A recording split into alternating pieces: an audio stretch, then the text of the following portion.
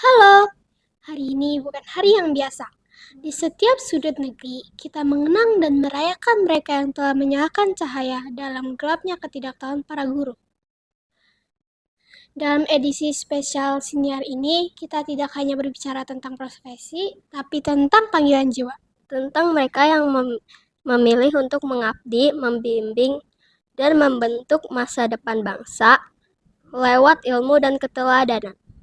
Di tengah tantangan zaman yang terus berubah, guru tetap menjadi kompas moral dan intelektual bagi generasi penerus.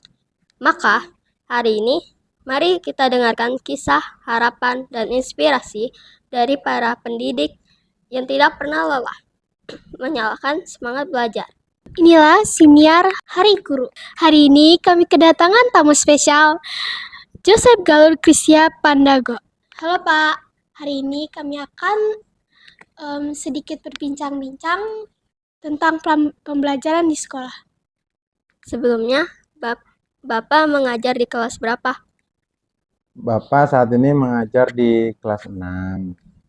Tapi sebelum di kelas 6, di kelas 5 pernah, di kelas 4 pernah, di kelas 3 pernah. Yang belum pernah di kelas 2 sama kelas 1 saja. Berarti banyak pengalaman ya, Pak? Ya, lumayan banyak lah. Bagaimana awalnya Bapak tertarik menjadi guru? Awalnya kalau dibilang tertarik atau tidak, sebenarnya dulu kurang begitu tertarik menjadi guru gitu kan. Karena cita-cita Bapak itu sebenarnya pengennya dulu waktu kuliah mau masuk di psikologi. Tapi kebetulan waktu tes kan tidak masuk. Nah, akhirnya sama Bude ya, itu disarankan sudah kamu menjadi guru saja katanya.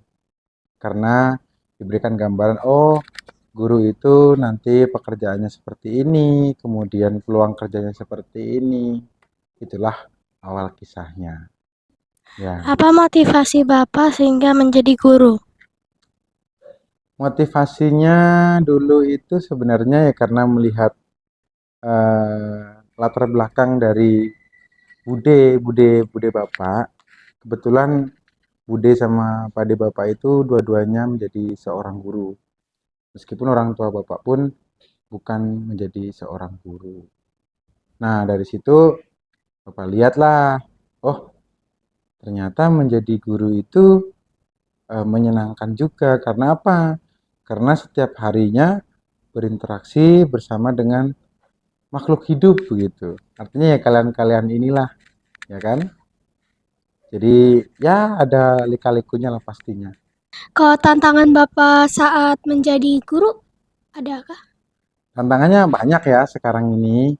Berbeda dengan mungkin zaman Bapak, zaman guru-guru yang lain, bahwa ketika dulu kan guru-guru itu bisa bisa keras ya nggak dalam mendidik anak-anak itu. Bahkan kadang-kadang ya apapun dilemparkan ya nggak. Tapi kalau sekarang itu banyak orang tua itu yang terlalu protektif terhadap anaknya kan. Makanya kan banyak kan kalau kalian mungkin lihat di media sosial ataupun di televisi banyak guru-guru yang akhirnya apa? Akhirnya di penjara. Padahal tujuan mereka sebenarnya adalah untuk mendidik kan itu. Oh gitu. Jadi dulu saat mengajar dulu sama zaman sekarang beda. Ya beda jauh jelas. Dan apakah ada murid yang terinspirasi untuk Bapak? Kalau murid yang menjadi inspirasi sih sebenarnya pasti Bapak yakin semua murid-murid nantinya akan menjadi orang yang berhasil di bidangnya masing-masing ya kan. Sebenarnya kalau inspirasi untuk satu satu individu tertentu ya tidak ya semua murid-murid Bapak itu adalah inspirasi Bapak untuk datang setiap pagi mengajar begitu. Karena apa? Karena ya nantinya nah kan dari guru-guru inilah pondasi awal anak-anak itu akan terbentuk gitu kan dengan pendidikan yang baik. Bapak yakin nanti ke depannya juga pasti perilakunya akan baik. Kemudian nanti guru itu akan selalu bangga ketika melihat anaknya atau muridnya dulu ya itu menjadi orang yang berhasil di bidang apapun dan akan bersedih jika mendengar kabar yang kurang baik dari muridnya. Misalnya, oh ada yang misalnya berbuat yang kurang baik di masyarakat gitu. Apa bakat Bapak yang dipunya untuk mendukung menjadi guru? Kalau bakat tertentu, maksudnya kalau di bidang olahraga ya mungkin hanya pas-pasan saja. Di bidang IT ya bisa dibilang bisa ya bisa. Kalau di bidang misalnya komunikasi ya lumayan. Jadi bakat menonjol tertentunya itu sebenarnya ya tidak ada gitu kan. Tapi ya Bapak semuanya bisa gitu. Maksudnya kalau misalnya memang itu menyangkut tentang fisik atau tentang olahraga atau tentang kemampuan intelektual ya bisa tuh. Kalau menurut Bapak, apa arti menjadi guru? Arti menjadi guru itu kalau dalam bahasa Jawa kan guru itu sebenarnya digugu dan ditiru. Artinya apa? Menjadi contoh, menjadi teladan gitu kan. Ketika kita sudah memilih profesi sebagai seorang guru, maka guru itu melekat bukan hanya di sekolah saja, tapi ketika di luar pun juga pasti akan melekat citranya bahwa kita itu sebagai seorang seorang guru begitu. Jadi itu tidak akan pernah lepas sampai kapanpun. Nah, artinya apa? Kita harus bisa menjadi contoh nih, ya. Semua guru-guru itu bahwa dalam hal tutur kata, dalam hal perbuatan, itu yang pasti akan menjadi bahasanya adalah role model atau contoh lah untuk para peserta didiknya. Makanya kan ketika misalnya kalian kan anak-anak tidak boleh datang terlambat, tapi kalau gurunya sering terlambat, nah pasti kalian akan berpikir kan, lah bapak atau ibu aja terlambat, masa saya nggak boleh? Kan begitu, ya nggak? Oh, jadi Bapak itu guru-guru itu bukan hanya menjadi teladan di sekolah tapi juga bisa di luar ya. Iya pasti, karena di luar pun juga kita dianggap sebagai seorang guru, gitu kan. Jadi pasti orang bilang, oh itu loh Pak Guru, gitu kan. Oh itu loh Bu Guru. Nanti kalau kita berkelakuan buruk di masyarakat, pasti akan dibilang, diomongin tetangga lah, digibahin ya kan. Ah, kok Pak Gurunya begitu ya? Kok Bu Guru begitu ya tapi ya? Nah, gimana murid-muridnya? Nah, itu. Jadi Mungkin kalian kayak pernah dengar. diprasangka buruk gitu ya. Iya, kalau kita berbuat yang kurang baik. Oke. Kalau menurut Bapak, tugas seorang guru itu apa aja sih? Kalau tugasnya sih sebenarnya tugas utamanya adalah mendidik ya. Beda ya mendidik sama mengajar. Kalau mengajar kan kita hanya menyampaikan materi saja, ya enggak? Tapi kan kalau mendidik kan benar-benar harus gimana caranya ini si A, si B, si C memahami apa yang disampaikan. Kemudian gimana nanti karakternya ini berubah menjadi lebih baik dan sebagainya. Jadi ya tugasnya itu banyak sekali. Satu yang paling utama ya, jelas tadi mendidik tadi kan, supaya kalian menjadi pribadi-pribadi yang cerdas, berkarakter, peduli sama seperti ya visi misi perkumpulan Strada ya enggak. Kemudian sebenarnya kalau dari segi nilai itu ya nomor sekian lah ya. Tapi ya tujuan Bapak Ibu guru itu sebenarnya adalah benar-benar menjadikan kalian ya generasi-generasi penerus itu sebagai generasi yang berkarakter tinggi ya. Artinya apa? Cerdas secara intelektual dan cerdas secara sosial emosional. Sosial emosional itu apa? Misalnya dalam hal hatinya itu bagaimana ketika berteman, ketika bermasyarakat, begitu ya. Jadi sebenarnya tugasnya banyak sekali, apalagi di perkumpulan Strada ya enggak? Ya, guru-guru itu yang nanti membuat administrasi pembelajaran, kemudian nanti menjadi pendamping ekskul, kemudian nanti kita juga harus mengurus untuk kegiatan-kegiatan murid, ya, mengelola kegiatan-kegiatan yang ada di perkumpulan Strada, kita harus ikuti, kita harus laksanakan, begitu. Tapi ya dengan itu semua ya pasti Artinya Bapak Ibu guru di sini akan membagi waktu sebaik mungkin supaya semuanya bisa tercover dengan baik.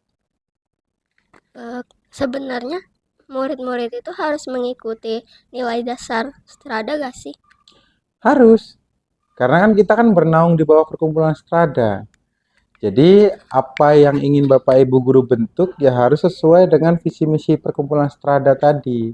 Ya, tidak boleh melenceng dari itu. Makanya kami pun selalu ketika mendidik ya, ketika memberikan materi, ketika memilih bahan ajar itu disesuaikan dengan visi misi perkumpulan strada. Begitu ya.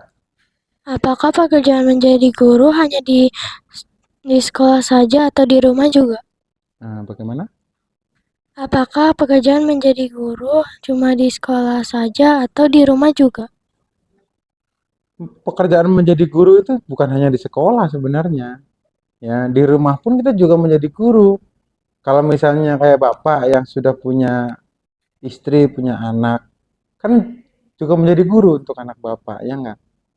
Kalau misalnya kita belum berkeluarga, kita di dalam lingkup sosial masyarakat, kita juga pasti akan dianggap menjadi seorang guru tetap, ya. Jadi tetap nanti diminta untuk mengajari si A, si B, si C. Makanya kadang-kadang kan di luar sekolah pun banyak Bapak Ibu guru yang mengabdikan dirinya di masyarakat. Dengan cara apa? Dengan cara mereka misalnya membentuk rumah singgah atau rumah belajar untuk orang-orang di sekitar yang kurang mampu begitu. Kalau harapan Bapak untuk anak-anak di masa depan gimana? Ya, kalau harapan Bapak Ibu guru sebenarnya itu tidak muluk-muluk bahasanya ya. Artinya apa? Artinya adalah sekarang itu kan perkembangan zaman kan begitu luar biasa ya. Banyak pengaruh-pengaruh negatif dari luar sana yang benar-benar menggerus ya kepribadian bangsa kita. Artinya selalu Bapak Ibu guru tuh berharap bahwa nanti generasi-generasi bangsa ini menjadi generasi emas ya, menjadi anak-anak yang nantinya benar-benar satu mengamalkan Pancasila ya enggak sebagai landasan hidupnya ya. Artinya dalam segala tindakan, dalam segala perbuatannya itu harus selalu itu berdasarkan itu. Kemudian juga apa? Memiliki norma-norma yang bagus ya, memiliki adab yang baik ya. Itu harapannya. Kemudian apa? Bisa membanggakan satu untuk keluarganya dulu, untuk orang tuanya, ya enggak? Terus kemudian untuk Bapak Ibu gurunya, ya. Kemudian barulah nanti syukur-syukur kalau bisa membanggakan untuk negaranya tercinta. Begitu ya. Oke, oke. Terakhir, apa yang ingin Bapak sampaikan untuk sesama guru di Hari Guru? Oke, kalau yang ingin Bapak sampaikan ya tentunya tetap selalu semangat ya untuk semua Bapak Ibu guru, terutama yang berada di desa-desa yang terpencil ya, tertinggal atau daerah 3T itu ya. Karena apa? Karena kan fasilitas yang ada di sana itu sangat jauh berbeda dengan apa yang kita rasakan saat ini gitu kan. Makanya dengan segala keterbatasan yang ada, mereka tetap semangat untuk mengajar, untuk mendidik meskipun dengan ibaratnya kan kalau guru itu kita tidak boleh ya mungkin kalau di Jakarta berbeda ya pola pikirnya ya. Tapi kalau di guru-guru di daerah itu mereka tidak menganggap bahwa gaji itu yang utama gitu kan. Enggak, karena apa? Mereka bukan mencari itu, tapi mereka benar-benar ingin mengabdikan hidupnya untuk kecerdasan kehidupan anak bangsa tadi ya. Bahkan mungkin ada kisah kan yang dulu di daerah Sumatera kalau tidak salah ya, yang ada Pak Guru yang rela berjalan puluhan kilo ya atau beberapa kilometer hanya untuk mendidik murid-muridnya. Meskipun mungkin murid-muridnya tidak banyak jumlahnya, tidak seperti kita ini. Kan kalau kalian lihat di daerah-daerah Papua ya enggak, itu apalagi di pedalaman. Sekolahnya kan mungkin ya fasilitasnya jauh lah dari kita ya nggak, yang setiap hari kita nikmatin ini. Bahkan mungkin murid-muridnya saja kadang-kadang dijadikan satu, kelas 1, 2, 3 yang jumlahnya tidak lebih dari 10 atau 20 orang. Tapi mereka tetap tetap semangat begitu. Jadi ya pesannya tetap semangat kita semua dalam mendidik dan mencerdaskan kehidupan anak bangsa. Meskipun sekarang ini tantangannya sangat luar biasa ya. Era digitalisasi, kemudian AI ya nggak? Terus kemudian pengaruh-pengaruh dari luar dan ditambah lagi juga orang tua yang terlalu protektif kepada anak-anaknya sekarang ini gitu ya. Jadi tetap semangat untuk Bapak Ibu guru semuanya karena kita semua adalah pahlawan ya enggak, yang disebutnya pahlawan tanpa tanda jasa. Pak, ini terakhir ya Pak. Hmm, Kira Bapak ada nggak pesan-pesan untuk murid-murid Bapak? jelas kalau pesan-pesan banyak ya.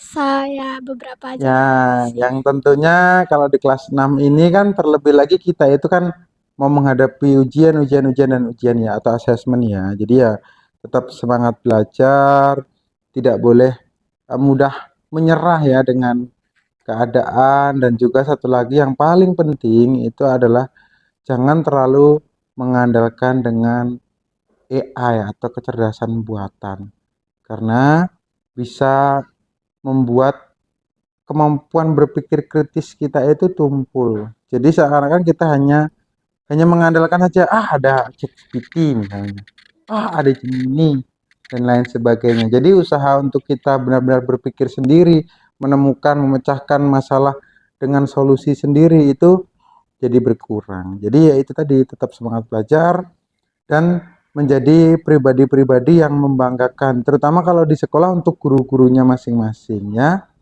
Jangan kalau misalnya, aduh, hasil asesmennya malah membuat gurunya sakit kepala, kan kasihan. Ya, Ya kan sekarang ini murid-murid anak-anak lebih berfokusnya ke belajar ya, lebih main game aja gitu. betul. Memang sekarang ini, ya itu tadi, karena pengaruh emang, ya kemajuan teknologi tadi ada positif negatifnya. Dulu kalau zaman Bapak boro-boro main game, ya nggak, HP aja nggak punya. Nah, begitu. Jadi ya apa ya, mainnya ya kelereng lah. Terus kemudian main petak umpet, ya, main bola. Itu pun kan terbatas. Paling hanya siang berapa hari capek, pulang tidur. Tapi kalau sekarang kan tidak. Ketika gadget itu masuk, game-game yang bagus-bagus ya. Nah, main bisa sampai tengah malam, dari pagi sampai tengah malam. Itu kan yang merusak juga, ya, merusak fisik, merusak otak, ya kan? Kemudian juga merusak apa? Yang lebih penting adalah merusak kemampuan untuk berinteraksi dengan sesama. Ya, Terima kasih ya Pak sudah mau meluangkan waktu untuk berbincang-bincang sedikit di siniar hari ini. ya. Oke, nah itu dia obrolan kita hari ini. Seru ya bisa ngobrol soal guru. Mereka kadang galak, kadang lucu, tapi selalu punya tempat spesial di hati kita. Dari cerita-cerita tadi, kita tahu satu hal. Jadi guru bukan cuma soal ngajar, tapi soal sabar, soal cinta, dan soal harapan. Buat semua guru di luar sana, terima kasih udah jadi pelita di tengah gelap. Jadi kompas di saat bingung, dan jadi penyemangat di saat kami nyaris menyerah.